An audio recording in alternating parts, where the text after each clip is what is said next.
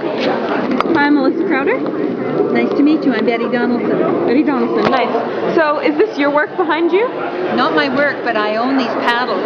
Oh. I used to be president of the British Columbia Recreational Canoeing Association in the 70s, and in the 80s I was the president of the Canadian Recreational Canoeing Association, and I think the canoe is a symbol of Canada.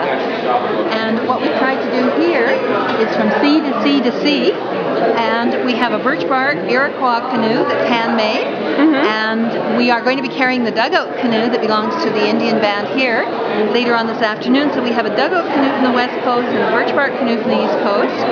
We have some voyageur items that belong to Michel Gauthier that he used when he was in the David Thompson Brigade.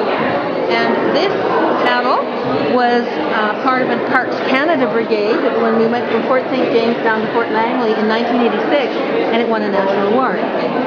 Wow. And what's important about some of these wonderful paddles is that, like the canoe, they belonged or were inspired by immigrants who were looking for a way to identify with Canadian culture.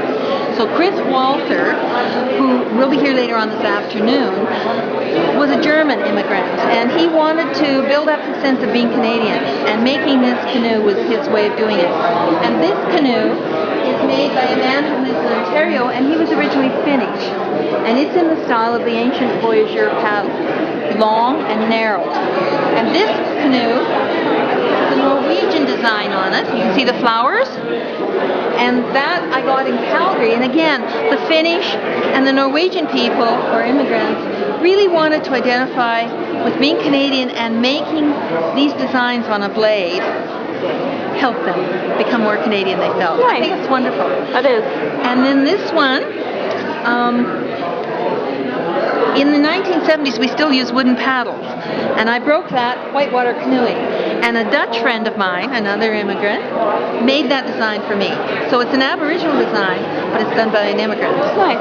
So, how did you find out about the event today? I'm one of the organizers. Ah, right. I sit on the board of Project Watershed, and I chair the Education and Outreach Committee. And I think that canoeing in the estuary is an important recreational activity because we can see so many wildlife that lives within the water and wildlife that flies around in the air, and we can be more responsible when we are out in the wild ourselves. Right. Okay, thank you so much.